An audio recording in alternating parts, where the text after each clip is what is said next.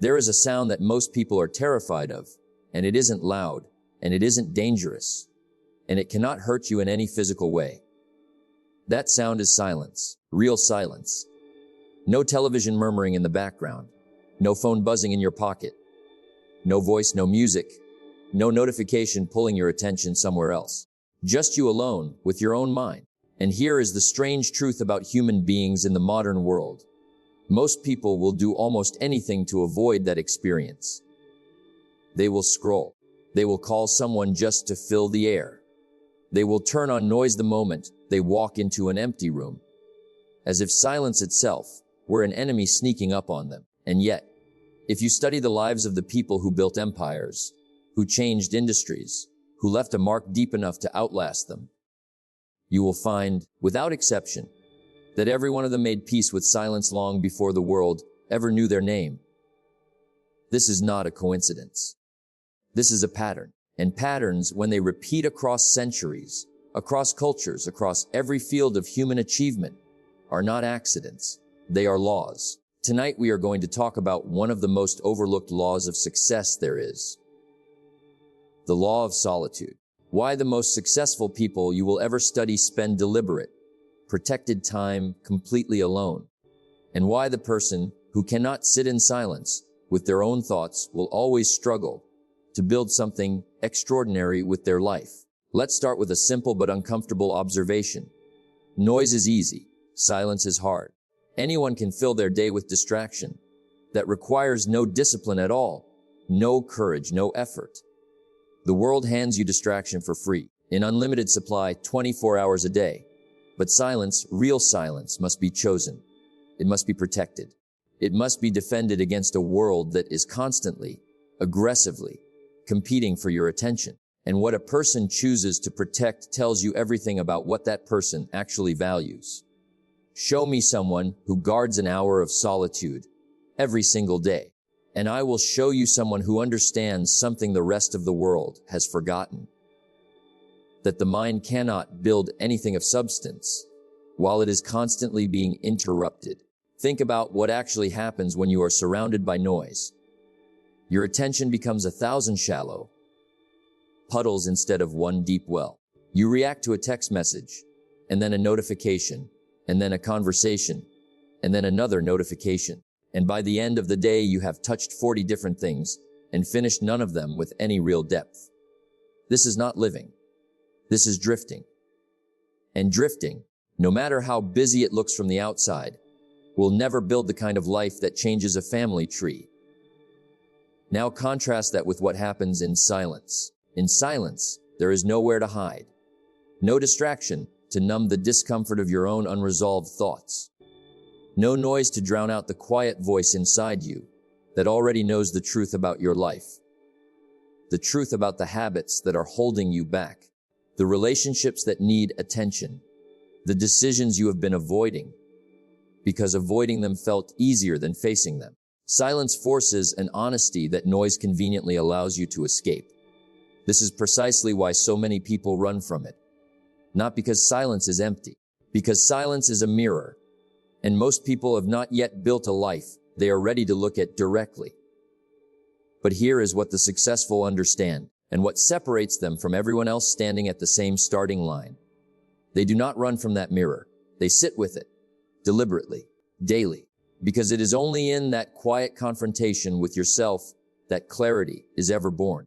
You cannot think your deepest thoughts while a screen is flashing in front of your face. You cannot solve your hardest problems while your attention is being auctioned off, piece by piece, to 100 different distractions.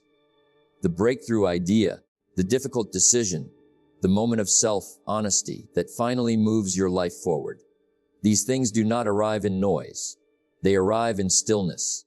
They arrive in the quiet hour before the world wakes up, or the quiet walk with no destination, or the quiet evening with no screen glowing in your hand. This is why solitude has always been the training ground of great thinkers.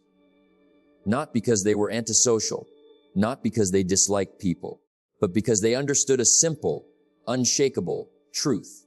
You cannot pour into others what you have never taken the time to build within yourself. Every leader you admire, every entrepreneur who built something from nothing, every writer whose words moved an entire generation. They all had to first sit alone with an idea long enough to shape it into something real. Ideas are fragile in their infancy. They cannot survive the noise of a crowded room, the opinions of a dozen voices, the distraction of a buzzing phone. They need silence to take their first breath, the same way a seed needs darkness before it ever sees the sun. Now let's talk about what silence actually gives you, because this is where it stops being philosophy and becomes strategy. First, silence gives you clarity of purpose. When you strip away the noise, you are left facing a single unavoidable question. What do I actually want? And what have I actually been doing about it? Most people never ask themselves that question, because most people are never quiet long enough to hear it. Second, silence gives you emotional regulation. The person who spends time alone, processing their thoughts, tends to react less and respond more. They are not constantly ambushed by their own emotions, because they have already met those emotions before, in the quiet, on their own terms. Third, silence gives you creative depth. The mind, left undisturbed, begins to make connections that a distracted mind never has the space to notice. This is why so many of history's great ideas arrived not in meetings, not in crowded offices, but on quiet walks, in early morning stillness, in the shower, on a long solitary drive. And fourth, silence gives you self-trust. When you spend real time alone with your own thinking, you begin to trust your own judgment, instead of constantly outsourcing it to the loudest voice in the room. This is perhaps the rarest and most valuable gift solitude offers. The quiet, unshakable confidence of a person who actually knows their own mind, because they have taken the time to sit with it. Now, I want to be clear about something, because this is often misunderstood. This is not a call to isolate yourself from the world. Solitude and isolation are not the same thing, and confusing them is a mistake that costs people dearly. Isolation is running from people because connection feels too difficult. Solitude is stepping away from people, deliberately and temporarily, so that when you return, you have something real to offer them. The two look similar from the outside. They are opposites on the inside. One depletes you, the other refills you. The successful person is not avoiding the world. They are simply refusing to let the world's noise dictate the terms of their inner life. So here is the practical truth beneath all of this. If you want to build something extraordinary, a business, a body of work, a version of yourself that your future self will be proud of, you must begin treating solitude the way you treat any other serious discipline. Not as an occasional luxury when life happens to slow down, as a scheduled, protected, non-negotiable part of your day. It does not need to be long, 20 minutes before the house wakes up, a walk with no headphones, an evening with the phone in another room. What matters is not the duration. What matters is the consistency and the honesty you allow yourself in that space. Because here is the truth almost no one tells you. The busiest people are rarely the most productive people. The loudest schedule is rarely the one producing the deepest work. Somewhere underneath all that motion, there is a person who has never once sat still long enough to ask themselves the hard question. Is any of this actually working? And the tragedy is, they may never find out, because they have never given themselves a single quiet moment to hear the answer. So tonight, I am not asking you to withdraw from your life. I am asking you to reclaim a piece of it. A small window of true, protected silence, where no one and nothing is competing for your attention, except your own thoughts.